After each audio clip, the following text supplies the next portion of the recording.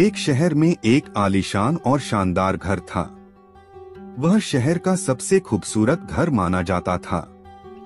लोग उसे देखते तो तारीफ किए बिना नहीं रह पाते। एक बार घर का मालिक किसी काम से कुछ दिनों के लिए शहर से बाहर चला गया। कुछ दिनों बाद जब वह वापस लौटा तो देखा कि उसके मकान से धुआं उठ रहा है। करीब जाने पर उसे घर से आग की लपटें उठती हुई दिखाई पड़ी। उसका खूबसूरत घर जल रहा था। वहां तमाशबीनों की भीड़ जमा थी जो उस घर के जलने का तमाशा देख रही थी। अपने खूबसूरत घर को अपनी ही आंखों के सामने जलता हुए देख वह व्यक्ति चिंता में पड़ गया। उसे समझ नहीं आ रहा था कि अब क्या करे, कैसे अपने घर को जलने से बचाए। वह लोगों से मदद की गुहार लगाने लगा कि वे किसी भी तरह उसके घर को जलने से बचा लें। उसी समय उसका बड़ा बेटा वहां आया और बोला, पिताजी घबराइए मत, सब ठीक हो जाएगा। इस बात पर कुछ नाराज होता हुआ पिता बोला, कैसे न घबराऊं, मेरा इतना खूबसूरत घर जल रहा है। बेटे ने उत्तर दिया, पिताजी माफ कीजिएगा, एक बात मैं आपको अब तक बता नहीं पाया था। कुछ दिनों पहले मुझे इस घर के लिए एक बहुत बढ़िया खरीदार मिला था। उसने मेरे सामने मकान की कीमत की 3 गुनी रकम का प्रस्ताव रखा। सौदा इतना अच्छा था कि मैं इनकार नहीं कर पाया और मैंने आपको बिना बताए सौदा तय कर लिया। ये सुनकर पिता की जान में जान आई। उसने राहत की सांस ली और आराम से यूं खड़ा हो गया जैसे सब कुछ ठीक हो गया हो। अब वह भी अन्य लोगों की तरह तमाशबीन बनकर उस घर को जलते हुए देखने लगा। तभी उसका दूसरा बेटा आया और बोला, पिताजी हमारा घर जल रहा है और आप हैं कि बड़े आराम से यहाँ खड़े होकर इसे जलता हुआ देख रहे हैं। आप कुछ करते क्यों नहीं? बेटा, चिंता की बात नहीं है। तुम्हारे बड़े भाई ने ये घर बहुत अच्छे दाम पर बेच दिया है। अब ये हमारा नहीं रहा, इसलिए अब कोई फर्क नहीं पड़ता, पिता बोला। पिताजी भैया ने सौदा तो कर दिया था, लेकिन अब तक सौदा पक्का नहीं हुआ है। अभी हमें पैसे भी नहीं मिले हैं। अब बताइए, इस जलते हुए घर के लिए कौन पैसे देगा? यह सुनकर पिता फिर से चिंतित हो गया और सोचने लगा कि कैसे आग की लपटों पर काबू पाया जाए। वह फिर से पास खड़े लोगों से मदद की गुहार लगाने लगा। तभी उसका तीसरा बेटा आया और बोला, पिताजी घबराने की सच में कोई बात नहीं है। मैं अभी उस आदमी से मिलकर आ रहा हूँ जिससे बड़े भाई ने मकान का सौदा किया था। उसने कहा है कि मैं अपनी जुबान का पक्का हूँ। मेरे आदर्श कहते हैं कि चाहे जो भी हो जाए अपनी जुबान पर कायम रहना चाहिए। इसलिए अब जो हो जाए, ज़बान दी है तो घर जरूर लूंगा और उसके पैसे भी दूंगा। पिता फिर से चिंता मुक्त हो गया और घर को जलते हुए देखने लगा। एक ही परिस्थिति में व्यक्ति का व्यवहार भिन्न भिन्न हो सकता है और यह व्यवहार उसकी सोच के कारण होता है। उदाहरण के लिए जलते हुए घर के मालिक को ही लीजिए। घर तो वही था जो जल रहा था, लेकिन उसके मालिक की सोच में कई बार परिवर्तन आया और उस सोच के साथ उसका व्यवहार भी बदलता गया। असल में जब हम किसी चीज से जुड़ जाते हैं तो उसके छिन जाने पर या दूर जाने पर हमें दुख होता है। लेकिन यदि हम किसी चीज को खुद से अलग कर देखते हैं तो एक अलग सी आजादी महसूस करते हैं और दुख हमें छूता तक नहीं है। इसलिए दुखी होना और ना होना पूर्णतः हमारी सोच और मानसिकता पर निर्भर करता है। सोच पर नियंत्रण रखकर या उसे सही दिशा देकर हम बहुत से दुखों और परेशानियों से न सिर्फ बच सकते हैं बल्कि जीवन में नई ऊंचाइयां भी प्राप्त कर सकते हैं। बहुत समय पहले की बात है। एक गांव में एक बूढ़ा व्यक्ति रहता था। उसका एक बेटा और बहू थी। बूढ़ा व्यक्ति वस्तुओं के उपयोग के मामले में कंजूस था और उन्हें बचा बचा कर उपयोग किया करता था। उसके पास एक पुराना चांदी का पात्र था। वह उसकी सबसे मूल्यवान वस्तु थी। उसने उसे संभाल कर संदूक में बंद कर रखा था। उसने सोच रखा था कि सही अवसर आने पर ही उसका उपयोग करेगा। एक दिन उसके यहाँ एक संत आए।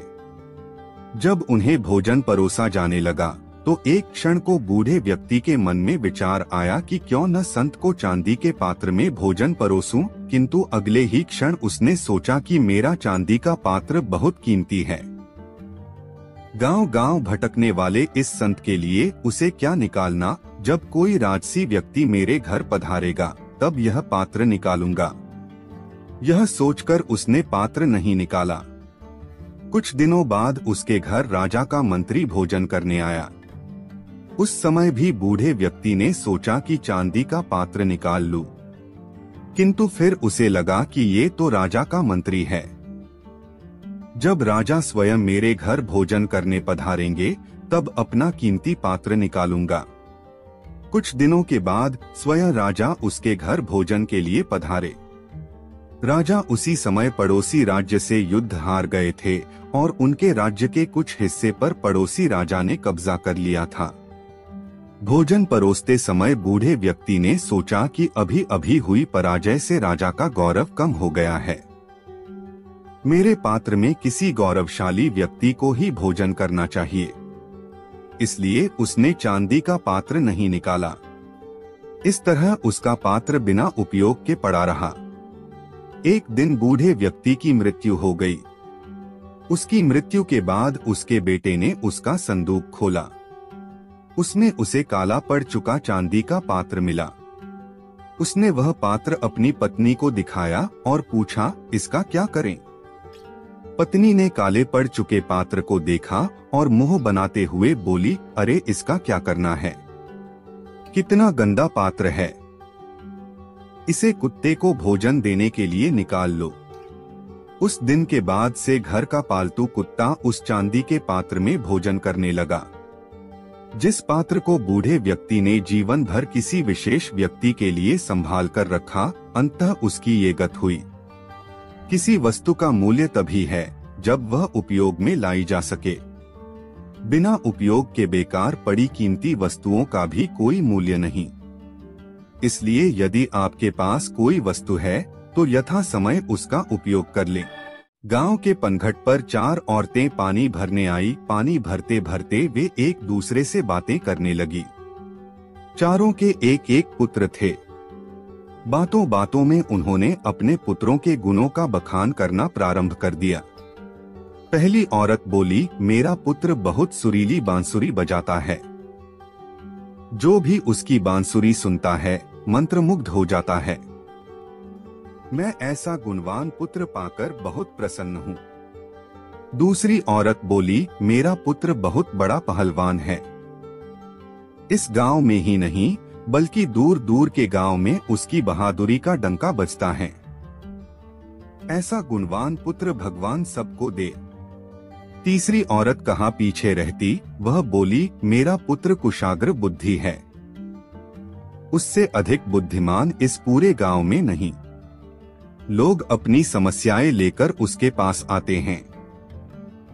मैं ऐसा पुत्र पाकर धन्य हो गई। चौथी औरत ने सबकी बातें सुनी लेकिन कहा कुछ भी नहीं। इस पर वे औरतें उससे कहने लगी, बहन तुम भी तो कुछ कहो ना, तुम्हारे पुत्र में क्या गुण है? कोई न कोई गुण तो उसमें अवश्य होगा। वह औरत बोली, क्या कहूँ बहनों, मेरे पुत्र में तुम्हारे पुत्रों की तरह कोई गुण नहीं है। उसकी बात सुनकर तीनों औरतों ने गर्व से अपना सिर उठा लिया। कुछ देर में सबने पानी भर लिया और वापस जाने के लिए अपना अपना घड़ा उठाने लगी। उसी समय पहली औरत का पुत्र हाथ में बांसुरी लिए वहां से गुजरा। उसने देखा कि उसकी मां पानी से भरा घड़ा नहीं उठा पा रही है, किंतु वह यह अनदेखा कर बांसुरी बजाते हुए वहां से चला गया। दूसरी औरत का पहलवान पुत्र कुछ ही दूरी पर मुदगर घुमा रहा था। उसकी मां कुएं से घड़ा उठाकर जैसे ही उतरी, उसका पैर फिसल गया। किसी प्रकार वह संभल गई किंतु पहलवान पुत्र अपनी माँ को नजर उठाकर देखने के बाद भी उसके पास नहीं आया और अपनी कसरत में लगा रहा। तीसरी औरत का पुत्र भी वहां से किताब पढ़ते हुए निकला। उसकी माँ ने उससे कहा, पुत्र, मैं दोनों हाथों से घड़ा पकड़े हुए हूँ, ये रस्सी जरा मेरे कंधे पर डाल दे। लेकिन वह अपनी माँ की बात अनसुनी कर वहां से चला गया। तभी चौथी औरत का पुत्र वहां आया। अपनी माँ के सिर पर घड़ा देख वह उसके पास गया और उसके सिर से घड़ा उतारकर अपने सिर पर रखकर चलने लगा। कुएं के पास बैठी एक बुढ़िया यह सब देख सुन रही थी। वह बोल पड़ी, मुझे तो यहाँ बस एक ही गुणवान पुत्र नजर आ रहा है, वही जो अपने सिर पर घड़ा लिए जा रहा है। माता पिता की सेवा करने वाले पुत्र से गुणवान पुत्र भला कौन हो सकता है? गुणवान वही है जो अपने माता पिता की सेवा करे और साथ ही सबकी सहायता के लिए तत्पर रहे। एक गांव में 6 अंधे व्यक्ति रहते थे। एक दिन उनके गांव में एक हाथी आया जो पूरे गांव में चर्चा का विषय बन गया। सब उसे देखने जाने लगे, विशेषकर बच्चे। लंबी सूंड और पंखे जैसे कान वाले विशालकाय हाथी को देखकर बच्चे बड़े खुश थे। 6 अंधे व्यक्तियों को भी एक गांव वाले ने बताया कि आज गांव में हाथी आया है। हाथी के बारे में सुनकर उनमें जिज्ञासा जाग उठी। उन्होंने हाथी के बारे में सुना अवश्य था, किंतु छूकर उसके स्पर्श को महसूस नहीं किया था। एक अंधा व्यक्ति बोला, दोस्तों, इतना सुन रखा है हाथी के बारे में, आज गांव में हाथी आया है तो मैं उसे छूकर महसूस करना चाहता हूँ। क्या तुम लोग नहीं चाहते? उसकी बात सुनकर अन्य 5 भी हाथी को छूकर महसूस करने के लिए लालायित हो उठे। वे सभी उस जगह पर पहुँचे जहाँ हाथी था। वे हाथी के करीब गए और उसे छूने लगे। पहले व्यक्ति ने हाथी के खंबे जैसे विशाल पैर को छुआ और बोला, ओह, हाथी खंबे जैसा होता है। दूसरे व्यक्ति के हाथ में हाथी की पूंछ आई, जिसे पकड़कर वह बोला, गलत कह रहे हो दोस्त, हाथी खंबे की तरह नहीं बल्कि रस्सी की तरह होता है।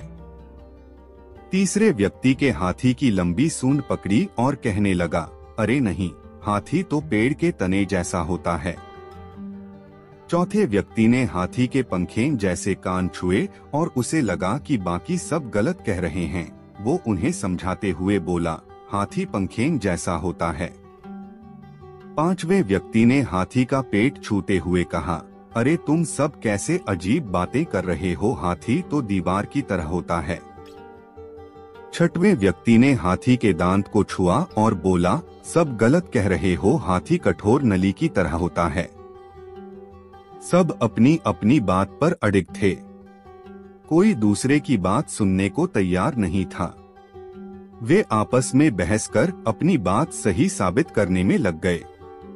धीरे धीरे बहस बढ़ती गई और झगड़े में तब्दील हो गई। उस समय एक सयाना व्यक्ति वहां आया। उन सबको झगड़ते हुए देख उनसे पूछा, तुम लोग आपस में क्यों झगड़ रहे हो?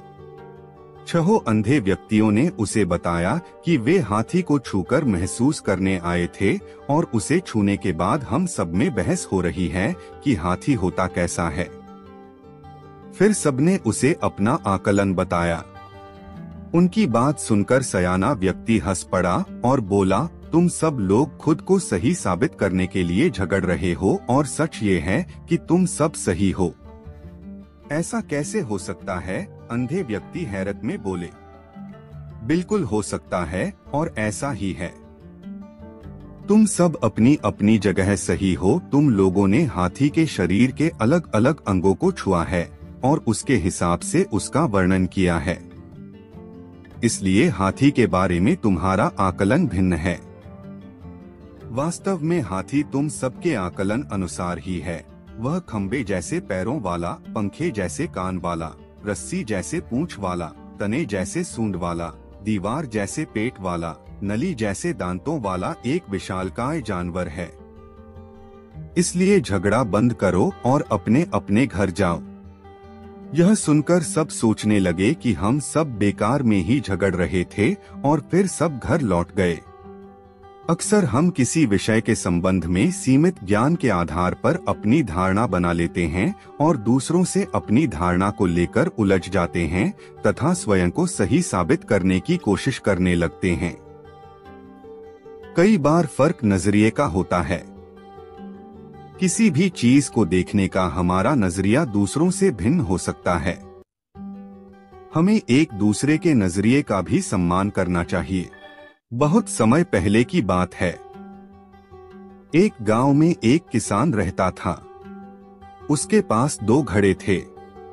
उन दोनों घड़ों को लेकर वह रोज सुबह अपने घर से बहुत दूर बहती एक नदी से पानी लेने जाया करता था। पानी भरने के बाद वह उन घड़ों को एक बांस की लकड़ी के दोनों सिरों पर बांध लेता और उसे अपने कंधे पर लादकर वापस घर तक लाता था। रोज सुबह उसकी यही दिनचर्या थी। दोनों घड़ों में से एक घड़ा सही सलामत था, लेकिन दूसरा घड़ा एक जगह से फूटा हुआ था। इसलिए जब भी किसान नदी से पानी भरकर घर तक पहुंचता, एक घड़ा पानी से लबालब भरा रहता और दूसरे घड़े से पानी रिसने के कारण वह घड़ा आधा खाली हो चुका रहता था। सही सलामत घड़े को खुद पर बड़ा घमंड था कि वह किसान के घर तक पूरा पानी पहुंचाता है। दूसरी ओर फूटा घड़ा खुद को नीचा समझता था और हमेशा शर्मिंदा रहता कि वह किसी काम का नहीं है। उसे ग्लानि महसूस होती कि उसके कारण किसान की पूरी मेहनत बेकार चली जाती है। एक दिन उस फूटे घड़े से नहीं रहा गया और उसने किसान से क्षमा मांगते हुए कहा, मालिक, मैं खुद पर बहुत शर्मिंदा हूँ। मैं ठीक तरह से आपके काम नहीं आ पा रहा हूँ। किसान ने पूछा, क्यों, ऐसी क्या बात हो गई? घड़े ने बताया, मालिक, शायद आप इस बात से अनजान हैं कि मैं एक जगह से फूटा हुआ हूँ और नदी से घर तक पहुँचते पहुँचते मेरा आधा पानी रिस जाता है। मेरी इस कमी के कारण आपकी मेहनत व्यर्थ चली जाती है। यह सुनकर वह किसान उस घड़े से बोला, तुम दुखी मत हो, बस आज नदी से वापस आते हुए मार्ग में खिले हुए सुंदर फूलों को देखना, तुम्हारा मन बहल जाएगा। फूटे घड़े ने वैसा ही किया। वह रास्ते भर सुंदर फूलों को देखता हुआ आया। इससे उसका विचलित मन शांत हो गया। लेकिन जब घर पहुंचते ही उसने पाया कि वह पुनः आधा खाली हो चुका है, तो उस पर फिर से उदासी छा गई। उसने किसान से अनुनय किया कि वह उसकी जगह कोई अच्छा और सही सलामत घड़ा ले ले। यह सुनकर किसान बोला, क्या तुमने ध्यान दिया कि बांस के जिस सिरे पर तुम बंधे रहते हो, उस ओर के मार्ग में सुंदर फूल खिले हुए हैं, जबकि मार्ग के दूसरी ओर सूखी जमीन है। ऐसा नहीं है कि मैं इस बात से अनजान हूँ कि तुम फूटे हुए हो। यह बात जानते हुए ही मैंने मार्ग के उस ओर सुंदर और रंग बिरंगे फूल लगा दिए। जब मैं नदी से पानी भरकर लाता हूँ, तो तुम्हारे द्वारा उन फूलों को पानी मिल जाता है और वे सदा उस मार्ग को हरा भरा रखते हैं।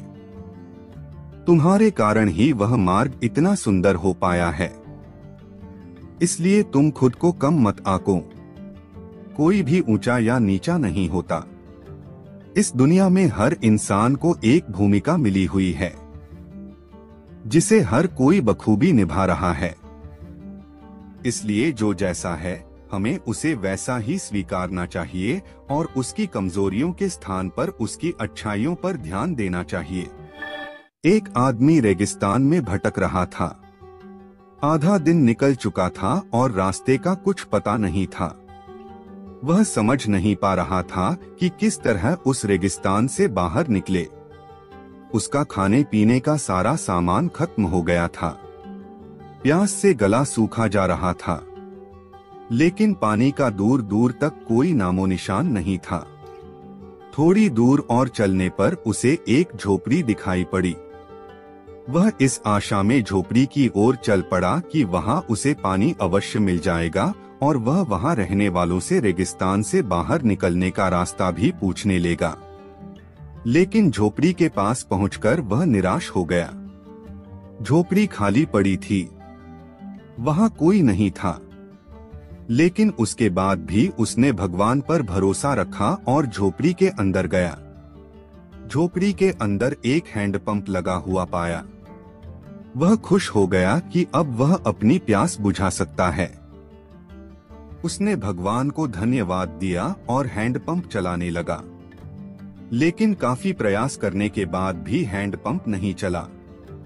वह थक कर चूर हो चुका था। वह जमीन पर लेट गया। पानी के बिना उसे अपनी जिंदगी खत्म होती नजर आने लगी थी। तभी उसे झोपड़ी की छत पर पानी की एक बोतल लटकी हुई दिखाई पड़ी और उसकी जान में जान आ गई। उसने सोचा कि ये भगवान की कृपा है कि पानी की ये बोतल उसे दिख गई। अब वह अपनी प्यास बुझा सकता है। उसने पानी की बोतल नीचे उतारी, लेकिन जैसे ही वह पानी पीने को हुआ, उसकी नजर बोतल के नीचे चिपके कागज पर पड़ी। उस कागज पर लिखा था, इस पानी का इस्तेमाल हैंडपंप चलाने के लिए करें। जब हैंडपंप चल जाए तो पानी पी ले और फिर से इस बोतल में पानी भरकर वापस वही लटका दें जहां से आपने इसे उतारा था। कागज पर लिखे संदेश को पढ़कर आदमी सोच में पड़ गया कि क्या करें। यदि पानी हैंडपंप में डाला और वह नहीं चला तो सही तो यह होगा कि बोतल का पानी पीकर वहां से आगे बढ़ा जाए। वह दुविधा में पड़ चुका था, लेकिन अंत में उसने ऊपर वाले को याद किया और कागज पर लिखे संदेश पर भरोसा करने का निर्णय लिया। उसने बोतल का पानी हैंडपंप में डाल दिया और हैंडपंप चलाने की कोशिश करने लगा।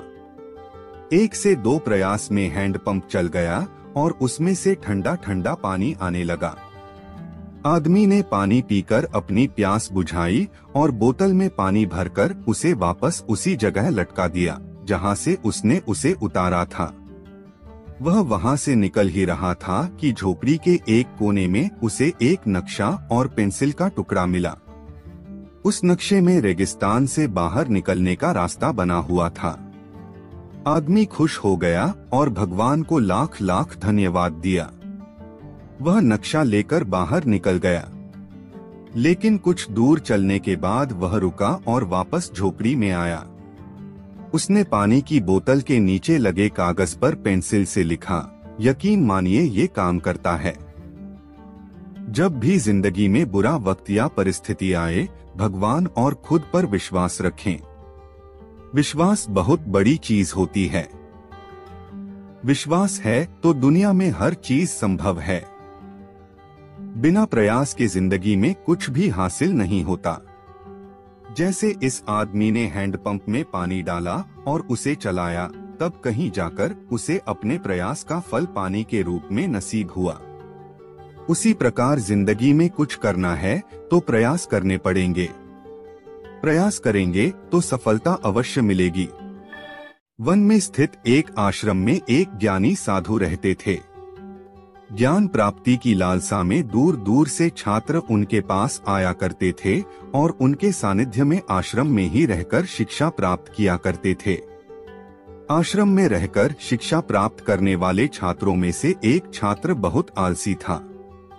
उसे समय व्यर्थ गंवाने और आज का काम कल पर टालने की बुरी आदत थी। साधु को इस बात का ज्ञान था, इसलिए वे चाहते थे कि शिक्षा पूर्ण कर आश्रम से प्रस्थान करने के पूर्व वह छात्र आलस्य छोड़कर समय का महत्व समझ जाए। इसी उद्देश्य से एक दिन संध्या काल में उन्होंने उस आलसी छात्र को अपने पास बुलाया और उसे एक पत्थर देते हुए कहा, पुत्र, यह कोई सामान्य पत्थर नहीं बल्कि पारस पत्थर है। लोहे की जिस भी वस्तु को यह छू ले वह सोना बन जाती है। मैं तुमसे बहुत प्रसन्न हूँ, इसलिए 2 दिनों के लिए ये पारस पत्थर तुम्हें दे रहा हूँ। इन 2 दिनों में मैं आश्रम में नहीं रहूंगा। मैं पड़ोस के गांव में रहने वाले अपने एक मित्र के घर जा रहा हूँ। जब वापस आऊंगा तब तुमसे ये पारस पत्थर ले लूंगा। उसके पहले जितना चाहो उतना सोना बना लो। छात्र को पारस पत्थर देकर साधु अपने मित्र के गांव चले गए। इधर छात्र अपने हाथ में पारस पत्थर देख बड़ा प्रसन्न हुआ। उसने सोचा कि इसके द्वारा मैं इतना सोना बना लूंगा कि मुझे जीवन भर काम करने की आवश्यकता नहीं रहेगी और मैं आनंद पूर्वक अपना जीवन व्यतीत कर पाऊंगा। उसके पास 2 दिन थे। उसने सोचा कि अभी तो पूरे 2 दिन शेष हैं। ऐसा करता हूँ कि एक दिन आराम करता हूँ, अगला पूरा दिन सोना बनाता रहूंगा। इस तरह एक दिन उसने आराम करने में बिता दिया। जब दूसरा दिन आया तो उसने सोचा कि आज बाजार जाकर ढेर सारा लोहा ले आऊंगा और पारस पत्थर से छूकर उसे सोना बना दूंगा। लेकिन इस काम में अधिक समय लगेगा नहीं, इसलिए पहले भरपेट भोजन करता हूँ, फिर सोना बनाने में जुट जाऊंगा। भरपेट भोजन करते ही उसे नींद आने लगी। ऐसे में उसने सोचा कि अभी मेरे पास शाम तक का समय है, कुछ देर सो लेता हूँ, जागने के बाद सोना बनाने का काम कर लूंगा। फिर क्या वह गहरी नींद में सो गया। जब उसकी नींद खुली तो सूर्य अस्त हो चुका था और 2 दिन का समय पूरा हो चुका था। साधु आश्रम लौट आए थे और उसके सामने खड़े थे। साधु ने कहा, पुत्र, सूर्यास्त के साथ ही 2 दिन पूरे हो चुके हैं, तुम मुझे वह पारस पत्थर वापस कर दो। छात्र क्या करता, आलस के कारण उसने अमूल्य समय व्यर्थ गवा दिया था और साथ ही धन कमाने का एक सुअवसर भी उसे अपनी गलती का एहसास हो चुका था और समय का महत्व भी समझ आ गया। वह पछताने लगा। उसने उसी क्षण निश्चय किया कि अब से वह कभी आलस नहीं करेगा। जीवन में उन्नति करना चाहते हैं तो आज का काम कल पर टालने की आदत छोड़ दें। समय अमूल्य है, इसे व्यर्थ ना गंवाएं, क्योंकि एक बार हाथ से निकल जाने के बाद समय कभी दोबारा वापस नहीं आता। कई वर्षों पहले एक राज्य में मिदास नामक एक लोभी राजा राज करता था। उसकी एक बहुत ही सुंदर पुत्री थी जिसका नाम मेरीगोल्ड था। मिदास अपनी पुत्री से बहुत प्रेम करता था, किंतु उससे कहीं अधिक उसे सोने से प्रेम था। उसके खजाने में सोने का भंडार था। उतना सोना दुनिया में किसी भी राजा के खजाने में नहीं था। इसके बाद भी खजाने में जितना सोना बढ़ता, राजा मिदास की लालसा उतनी ही बढ़ती जाती थी। उसके दिन का अधिकांश समय खजाने में रखे सोने को गिनने में निकल जाता था। सोने की लालसा में अक्सर वह अपनी पुत्री को अनदेखा कर देता था। दिन पर दिन उसकी सोने की ललक बढ़ती जा रही थी और अधिक सोना प्राप्त करने के उद्देश्य से उसने एक बार अन्नजल त्याग कर ईश्वर की कठोर उपासना की। उसकी उपासना से प्रसन्न होकर एक परी ने उसे दर्शन दिए और मनचाहा वरदान मांगने को कहा। मिदास बोला, हे परी, मुझे वरदान दीजिए कि मैं जिस भी वस्तु को छूं वह सोने की बन जाए। परी मिदास की लालसा समझ रही थी। वरदान देने के पूर्व परी ने पूछा, राजन, क्या यह वरदान मांगने के पूर्व तुमने अच्छी तरह विचार कर लिया है? हे परी, मैं इस विश्व का सबसे धनी राजा बनना चाहता हूँ। मैंने अच्छी तरह सोच लिया है। मुझे यही वरदान चाहिए। कृपया मुझे वरदान प्रदान कीजिए। मिदास ने उत्तर दिया, तथास्तु, मैं तुम्हें वरदान देती हूँ कि कल सूर्य की पहली किरण के साथ तुम जिस भी वस्तु को छूओगे वह सोने की बन जाएगी। आशीर्वाद देने के उपरांत परी अंतर्ध्यान हो गई। राजा मिदास यह वरदान पाकर खुशी से फूला नहीं समाया। दूसरे दिन सोकर उठने के उपरांत अपनी शक्ति परखने के लिए उसने अपने पलंग को छूकर देखा। वह पलंग सोने का बन गया। मिदास बहुत खुश हुआ। दिन भर वह सुध-बुध खोकर अपने महल की हर चीज को सोने में परिवर्तित करने में लगा रहा। उसे भोजन तक का होश न रहा। शाम तक वह थक कर चूर हो चुका था। उसे जोरों की भूख लग आई थी। उसने अपने सेवकों को भोजन परोसने के लिए कहा। भोजन परोसा गया, किंतु यह क्या, जैसे ही उसने भोजन को हाथ लगाया वह सोने में परिवर्तित हो गया। अब सोने को तो खाया नहीं जा सकता था। भूख से बेहाल राजा मिदास ने फल खाकर भूख मिटाना चाहा, किंतु उसके छूते ही वह भी सोने में परिवर्तित हो गया। वह गुस्से से तिलमिला उठा और उठकर बाहर चला आया। बाहर टहलते हुए वह अपने महल के उद्यान में पहुंचा। वहां उसने देखा कि उसकी नन्ही पुत्री मेरीगोल्ड खेल रही है। उसका सुंदर मुख देख राजा के मन में प्रेम उमड़ आया। कुछ क्षणों के लिए वह अपनी भूख भूल गया। जब मेरीगोल्ड ने अपने पिता को देखा तो वह उसके पास दौड़ी चली आई। राजा मिदास ने प्रेम जताते हुए उसके सिर पर हाथ फेरा और तुरंत ही वह सोने में परिवर्तित हो गई। अपनी नन्ही पुत्री को सोने का बना देख वह दुखी हो गया और रोने लगा। उसने फिर से ईश्वर से प्रार्थना की। प्रार्थना सुनकर परी प्रकट हुई और उससे पूछा, राजन क्या हुआ, अब तुम्हें क्या वरदान चाहिए? मिदास रो रोकर कहने लगा, हे परी मुझे क्षमा करें। सोने की लालसा में मेरी बुद्धि भ्रष्ट हो गई थी और मैं यह वरदान मांग बैठा था, किंतु अपनी पुत्री को खोने के बाद अब मेरी आंखें खुल गई है। मुझे समझ आ गया है कि हर वस्तु अमूल्य है और उन सब में सबसे अमूल्य है मेरी पुत्री। हे परी, कृपया यह वरदान वापस ले लें और मुझे मेरी पुत्री लौटा दें। अब मैं सोने की लालसा त्याग दूंगा और अपना कोषागार निर्धनों और जरूरतमंदों के लिए खोल दूंगा। परी ने जब उसके पछतावे के आंसू देखे तो अपना वरदान वापस ले लिया। राजा मिदास की पुत्री अपने वास्तविक स्वरूप में आ गई। उसने अपने वचन के अनुसार अपना कोषागार निर्धनों और जरूरतमंदों के लिए खोल दिया। उसका लोभ खत्म हो चुका था। वह एक संतुष्ट जीवन व्यतीत करने लगा। धन महत्वपूर्ण अवश्य है, किंतु सर्वस्व नहीं। प्रेम, खुशी, संतुष्टि कभी भी धन से खरीदी नहीं जा सकती। लोभ का परिणाम बुरा होता है। बहुत समय पहले की बात है। एक गांव में एक गरीब लकड़हारा अपने परिवार के साथ रहता था। वह रोज सुबह गांव के समीप स्थित जंगल में जाकर लकड़ियां काटता और उसे बाजार में बेचकर पैसे कमाता था। इस तरह उसकी और उसके परिवार की गुजर बसर चल रही थी। एक दिन वह जंगल में नदी किनारे लगे एक पेड़ की लकड़ियां काट रहा था।